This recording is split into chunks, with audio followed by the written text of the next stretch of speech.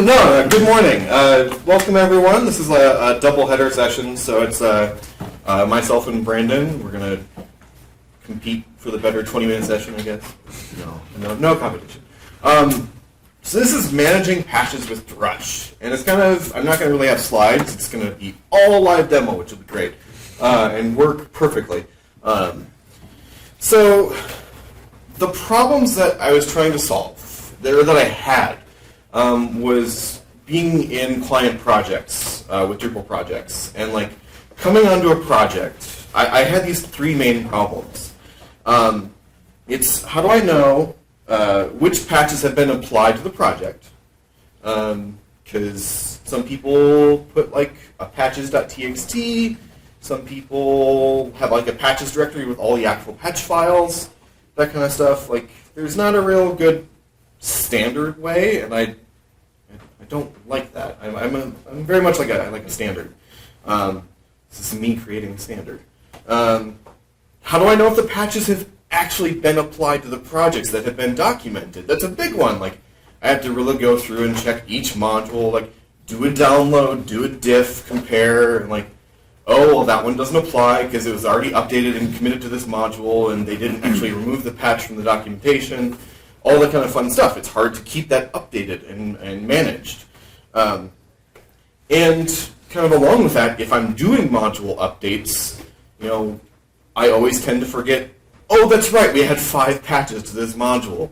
I need to make sure to reapply them and test them and all that kind of good stuff. Like, these are all things that take time when I'm doing module updates on sites, and I feel like it could be automated. So this is my solution for that. And increase the size. So I'm not going to name any names for the project that I came on for Lullabot, but it might have been the main website of the company. And I love my coworkers very much, but they had a patches directory, and it was just all kind of a mess. There was like some that had issue numbers in the patch file, some that had the module name but no issue number, some that were just generic patch names, and like this is an example of how confused I was coming onto this and just trying to detangle this information. So my solution, Bitbucket isn't that responsive, is this repo in Bitbucket called Drush patch file. And this is actually linked on the session page. So you go to bitbucket.org/davereed/drush-patch file. This is a Drush extension, basically to help solve these 3 items. So to install it, you can just clone this repository into your home directory under the .drush directory. I don't know has anyone installed Drush extensions before? A few? Okay, so if you need help on that, just let me know later. But basically you just need to make sure that this is available to Drush as some commands. And it gives you 3 main commands, and we'll just start diving right into that. Let's see. So I have just a D7 blank site I set up this morning.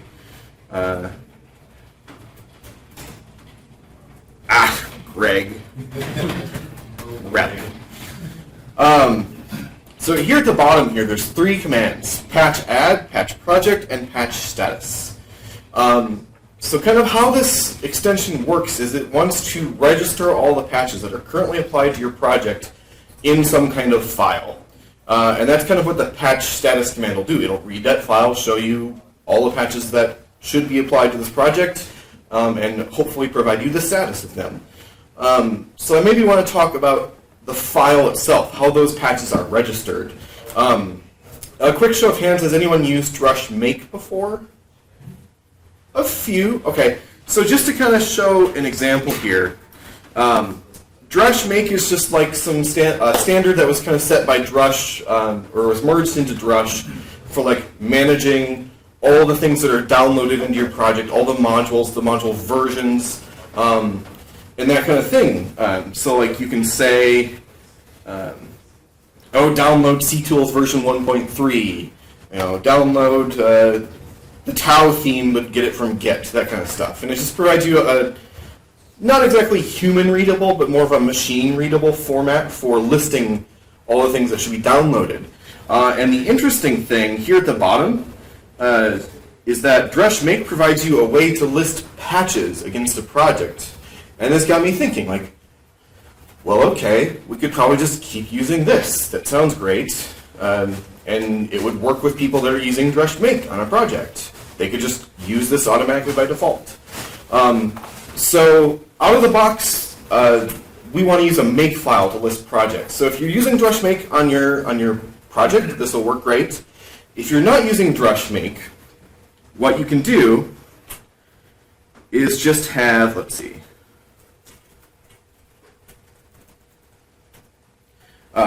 I'm in my site's default directory, site/default. I have a patches.make file, and it's literally empty right now. It's just a text file. And then to kind of link things together, I need to tell my Drush patch file where that file lives. So if I go to my sites all Drush, and I made a Drush RC configuration file just to provide some default options when using this project. I told it here to say, okay, my options patch file, which we'll see in a little bit, lives in my site's default patches.make. That's where it lives. So really, that's all you need to get started. You have to have it installed in Drush, have a blank file if you're not using Drush Make, and tell Drush where this lives. You could manually specify this location every time you run the commands if you wanted to, but this is a little bit nicer just to provide it by default. All right, so let's go ahead and get started here. Because I can't really show anything if I do Drush patch status. It should return nothing for me. Yeah, it's an empty file, which is expected. So let's see. So the last project I was working on, this is the Migrate issue queue issues I've submitted. I have like 7 current issues that needs review or have patches ready to go. Let's apply them all. Because I'm getting started on a new project and I want to use Migrate, and I know that I want these all things fixed. So I just have these all open, ready to go. I'm going to copy the link to that patch from Drupal.org, and I'm going to say Drush patch add migrate, the name of the module I'm trying to patch, and the link to the patch file. It could be remote, it could be local, whatever. And it complained that it's empty at first, that's okay. And we see migrate patched with that patch file, and we've added the patch to our make file. So if we look at our patch file, sites default patches.make. Got a UA. Yep, thanks. I can see that it recorded that patch for me. Yay! We've now officially documented our patch, and it did it for us. But let's do more. Let's do all of the patches, because one patch is just lame. Drush patch add migrate. That one. Done. Close that issue. Drush patch add that one. Oh, I forgot migrate.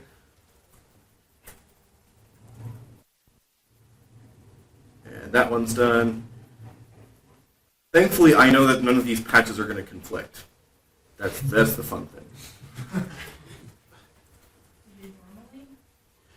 If you were patching like the same, if you had a patch that applied to the same, code in a module, yes, they might conflict.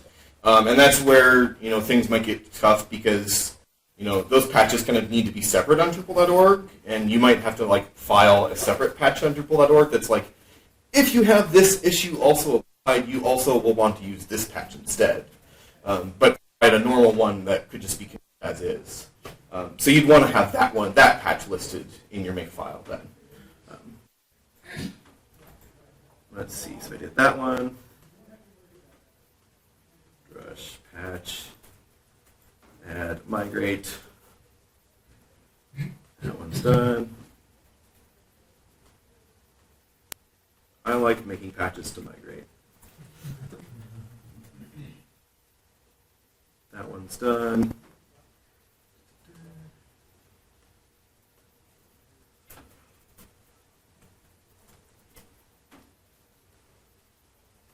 Unsucceeded. Okay, cool. So we've done a lot of patches now to the Migrate module. Let's check out the stats. Drush patch status. And so now this is going to be interesting. It's going to read through that patch file that we made. It's going to list, okay, here's the module, here's the patch name, and is it currently applied or not? It tries to do the best job it can currently to see if it's applied. And we can see that most of them, yes, are applied. Some of them, maybe there was like some fuzz or some offsets that were applied successfully, but maybe it wasn't exactly. I haven't debugged why these say unsure. But at least I know I only have to go check out those two. It saves me a lot of time right there. And this is really helpful. So I think this is great. So let's also apply a patch to core, because people do this too. I have a patch, a little small patch here. Drush patch add Drupal. And there, it patched core for me and did it in the same thing and logged it in the patches file. So now I'll kind of show some of the options here. Quick, patch, add, hope. So here at the bottom, I mean, this is pretty simple. It's got project name as the first argument, the patch file or URL as the second argument. Both of those are required. And so you can specify the patch file manually, the location to it. Or if you wanted to just log that patch in your patch file but not actually apply it because it maybe already is applied, you could just say no apply. So there's that if you need it. So yeah. So kind of that solves those first couple of things. It records the patches in a standard way and gives me a status if they're applied or not. Yay! What about the third one where I'm going to download an update to the Migrate module now? What do I do? The really, really great thing about this is hooked into, or this Drush script hooks into the Drush download command. So if you are running code updates like Drush upgrade or whatever the code command is to like upgrade everything, or if you're just downloading a module manually, let's do that, the latter.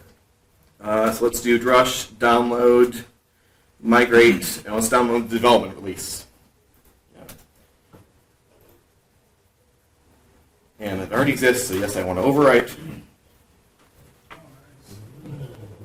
It just reapplies those patches for me automatically. If I wanted to add the select option, which also gives me the option to select which version of the module to download, it also lets me pick which patches to reapply. That's pretty cool. So yeah, I find this incredibly useful. Yes, question. So like if I'm working through an issue queue, lots of times like I'll submit a patch and then it'll be not quite right. Somebody else will submit a patch to replace that one. So that kind of goes back and forth over and over. You got 5 or 6 times where you're unapplying and reapplying a patch. Mm-hmm. So how do you do that using this Drush command? Can you roll back a patch and then reapply the new one? Or do you just apply the patch and hope it works? So the question is, when there's a back and forth in the issue queue and patches are being updated quite often, how do you, either roll back or update to the new version of the patch? I would probably just, in that case, I'd go to my patch file, paste in like the latest version, and then do a Drush DL to see if it applied correctly. That's typically what I've done. I'm totally open to suggestions. I think I have an issue in the queue for like a patch rollback command. So you could roll back that patch, remove it from the patch file, then you could do patch add for the new version, which I think would make sense. So that if you updated your patch file though with the new one, even if you had 2 or 3 other patches applied to it, then did a DL, you would just get the new patch and not the old ones, right? So yeah, if you had updated it manually. Yeah. I'm just talking out loud. Yeah. All right, that makes sense. Yeah. Yes. Let's say that Migrate committed like 3 of those patches, so then you wanted to download the new update, and they released it. Let's say they released an update. Mm-hmm. What happened? Like, and you've still got those patches identified in your patches file. What would happen? Ooh, that's a good question. Let's find a patch that's been committed to Migrate recently. So what happens if you have a patch that got committed and I update the module and what happens then? Let's go. See if I can find one.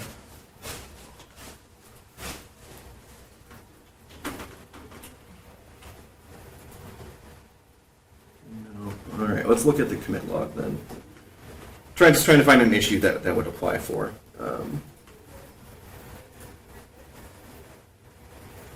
There we go. Let's find that one. All right, so this is a patch that has been committed to Migrate already. I'm going to do a Drush patch add Migrate that no apply, since I just want to record it in my file right now. And we'll see if that works. Cool. Okay. And I'm going to do a Drush download Migrate. So let's see what happens then.